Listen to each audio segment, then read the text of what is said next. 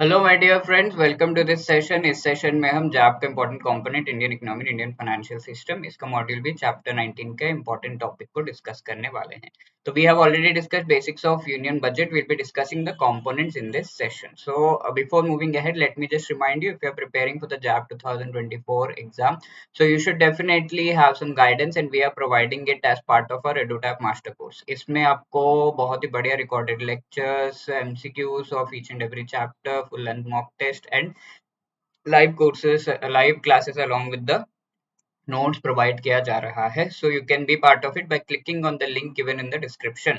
Each and every component का individual course भी available है. You can just use this code JAP75 so as to get 75% discount on each and every course. Right दोस्तों?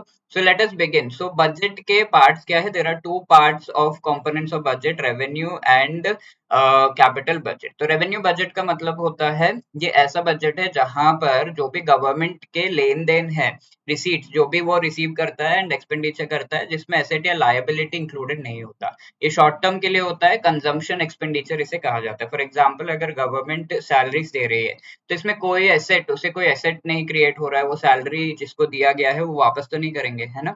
But अगर government loan दे रही है तो loan किसी को देने पर वो पैसा गवर्नमेंट को वापस मिलेगा, उस पर इंटरेस्ट भी मिलेगा. सो कैपिटल बजट का पार्ट है. So capital budget asset liability create होता है और ये इन्वेस्टमेंट एक्सपेंडिचर होता है. तो रेवेन्यू बजट में revenue receipts and revenue expenditure. Receipts यानी कि जो गवर्नमेंट रिसीव कर रही है, फॉर एग्जांपल टैक्स. एक्सपेंडिचर यानी कि जो गवर्नमेंट स्पेंड कर रही है, फॉर एग्जांपल सैलरीज. अब कैपिटल रिसीट्स में जो गवर्नमेंट ने लोन दिया है उस पर लोन के पैसे वापस आ रहे हैं, तो that is capital receipt. Capital expenditure जो भी पैसे गवर्नमेंट ने जो है दे दिए हैं, government has given away that money, उसको हम कैपिटल एक्सपेंडिचर कहते हैं. राइट? लाइक लोन किसी को दिया है तो वो लोन का पैसा जो गया है वो एक एक्सपेंडिचर है और वो एक एसेट बन जाता है. तो ये रेवेन्यू रिसीट्स में टैक्स हो गया, नॉन टैक्स रिसीट. अब रेवेन्यू एक्सपेंडिचर जो है गुड्स पे करती है, सर्विसेज पे भी गवर्नमेंट एक्सपेंडिचर करती है. फॉर एग्जांपल, इंटरेस्ट पेमेंट अगर गवर्नमेंट कर रही है तो वो revenue expenditure. For example, government ने लोन ले रखा है, उस पर इंटरेस्ट पे करना है तो वो रेवेन्यू एक्सपेंडिचर. डिफेंस एक्सपेंडिचर हो गया. Then subsidies, wages, pension, grants वगैरह जो दिए गए हैं, वो ग्रांट्स देने पर गवर्नमेंट को कोई भी मनी वापस नहीं आता. ठीक है, लोन के जैसा पैसा दे दिया और भूल गए तो वापस नहीं करते हैं वो, तो दैट इज कॉल्ड ग्रांट. अब डेट क्रिएटिंग कैपिटल रिसीट हो सकते हैं या फिर non debt creating. Debt creating क्या है? लोन्स. लोन वगैरह जब किसी से पैसे लिए हैं गवर्नमेंट ने, तो वो पैसे गवर्नमेंट को लौटाना होगा, यानी कि गवर्नमेंट डेट के अंदर चले जा रहा है. ठीक है, स्मॉल सेविंग सर्टिफिकेट पैसे लौटाने हैं, स्टेट प्रोविडेंट फंड पैसे लौटाने हैं, internal debt, public account receipts, external debt. ठीक है. नॉन डेट क्रिएटिंग क्या होगा? लोन के पैसे वापस आए, लोन की रिकवरी. डिसइन्वेस्टमेंट किया किसी कंपनी में या पब्लिक सेक्टर अंडरटेकिंग में, अगर गवर्नमेंट ने अपना स्टेक कम कर दिया तो उसे डिसइन्वेस्टमेंट कहते हैं. अब कैपिटल एक्सपेंडिचर लोन्स या नॉट लोन्स का हो सकता है. तो लोन्स जो दिए गए हैं वो एक्चुअली एक तरीके से कैपिटल एक्सपेंडिचर है.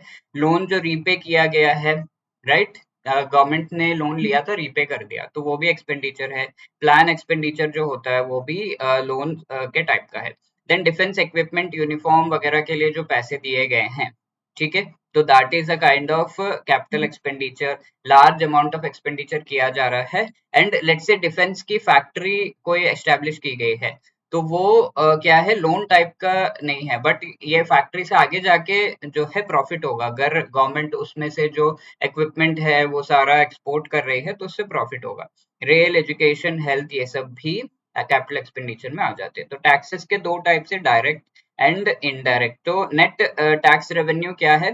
That is gross tax revenue, यानी कि टोटल टैक्स रेवेन्यू जो भी गवर्नमेंट को हो रहा है उसमें से थोड़ा पैसा निकल जाता है आपका एक fund, national calamity and contingency duty, उसमें जो है ये निकल जाता है. एंड स्टेट्स को भी थोड़ा चला जाता है. जो गवर्नमेंट, सेंट्रल गवर्नमेंट को पैसे मिले हैं टैक्स के थ्रू, उसमें से एक फंड में पैसा जाता है और स्टेट्स का शेयर चला जाता है. तो that is the net tax revenue. ठीक है. और ये इनडायरेक्ट गुड्स हम कह सकते हैं टैक्सेस भी होते हैं. तो डायरेक्ट टैक्स क्या है? जो इनकम टैक्स आप पे करते हो, that is directly you are paying the tax to the government. Indirect tax क्या है? जो आप पे करते हो इनडायरेक्टली, यानी कि शॉप के थ्रू, शॉपकीपर को जो पैसे आप देते हो जीएसटी के फॉर्म में, वो शॉपकीपर जाके गवर्नमेंट को पे करता है. So that is indirect. अब गुड्स, अगर हम नॉन टैक्स रेवेन्यू देखें तो profit, dividend, interest, fees, penalty, fine, ये सब. Physical services, various services government जो है उसके लिए पेमेंट करती है, जनरल सर्विसेज के लिए पेमेंट करती है। और टैक्सेस के भी अलग अलग टाइप्स हैं। इनकम टैक्स हो गए, कॉर्पोरेशन टैक्स जो कंपनीज देते हैं गवर्नमेंट को, wealth tax, gift, excise, custom, GST, ये सब जो है इनडायरेक्ट टैक्सेस हो गए। ठीक है। So let us discuss a question on this thing. Which among the following is an example of revenue receipt? ठीक है, income tax, loan taken, loan given, या none of the above. So we have an idea. Revenue receipt का example क्या होता है? Tax and non-tax होता है. तो income tax is the best example. A is the right answer here. Okay. So if you have any other queries, you can always call us on 8146207241 या फिर आप hello@edutab.co.in पर mail drop कर सकते हो. Thank you.